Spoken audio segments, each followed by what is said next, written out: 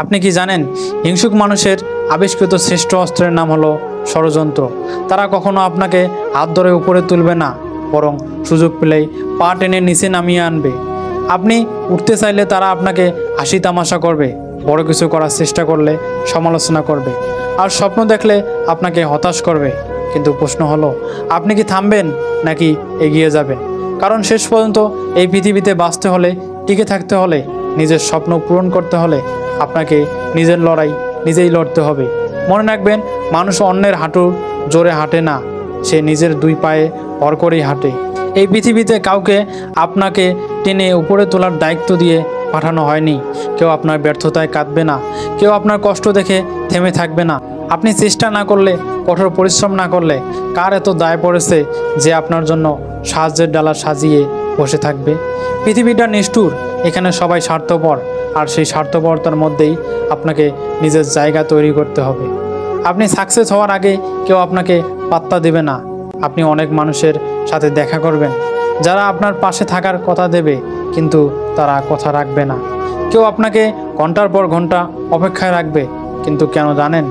কারণ আপনি তখনও সফল নন। তখন তাদের চোখেও আপনি একজন সাধারণ মানুষ।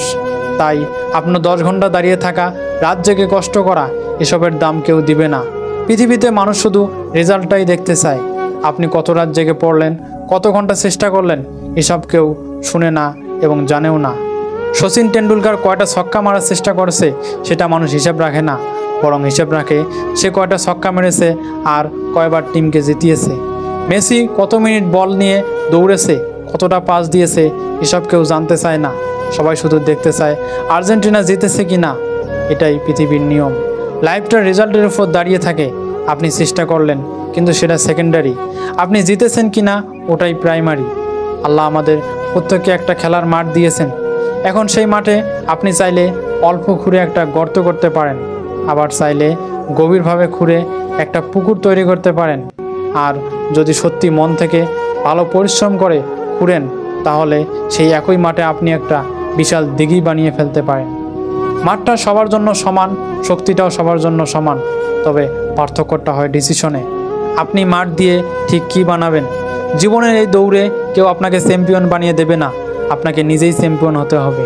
অনেকে আপনাকে বলবে তুমি পারবে না, অনেকে পেছনে টেনে ধরবে, কারণ আপনার সাফল্য মানে তাদের হিংসে বেড়ে যাওয়া। কিন্তু আপনি যদি থেমে যান, তাহলে তো তাদের ষড়যন্ত্র সফল হলো, তাদের হাসির খোরাক আপনি নিজেই হয়ে গেলেন। তাই মনে রাখবেন, আপনি যতক্ষণ না নিজে হেরে যাচ্ছেন, ততক্ষণ আপনাকে কেউ হারাতে পারবে না। এই জীবন কারো প্রতি অন্যায় করে না। আপনি যদি চেষ্টা করেন, যদি কষ্ট করেন, যদি শরীরের ঘাম মাটিতে ফেলেন, তার দাম আপনি একদিন অবশ্যই পাবেন। আজ যে ছাত্র রাত জেগে পড়ছে, আজ যে ছেলে উদ্যোক্তা নিজে ব্যবসা করার জন্য অল্প অল্প করে টাকা জমাচ্ছে, আজ যে ছেলেটি ব্যর্থ হয়ে আবার নতুনভাবে চেষ্টা করছে, তাদের সবারই পথই কঠিন, কিন্তু একদিন তারা ফল পায়। যখন তারা সফল হয়, পৃথিবী প্রথমে আপনাকে অবহেলা করবে, তারপর যখন সাকসেস আসবে, তখন একই পৃথিবী আপনাকে সম্মান করবে। প্রথমে মানুষ কিছুই দেখতে পায় না, তাই আপনাকে ব্যর্থ ভাবে, কিন্তু ভেতরে ভেতরে আপনি প্রস্তুতি নিচ্ছেন।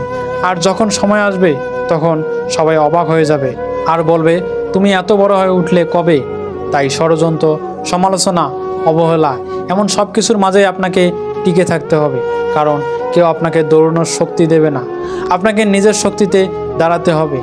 আপনি সফল হলে পৃথিবী আপনাকে সম্মান করবে, আর বসে থাকলে কেউ আপনার পাশে বসে গল্পও শুনতে চাইবে না। তাই আজ থেকে সিদ্ধান্ত নিন, পৃথিবীর এই মাঠে আপনি ছোট গর্ত খুঁড়েই থামবেন নাকি বড় দিঘি বানিয়ে এই পৃথিবীকে প্রমাণ করবেন আপনি থেমে যাওয়ার মানুষ না।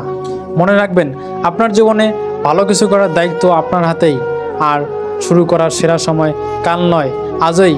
তাই আজ এখন থেকেই শুরু করুন।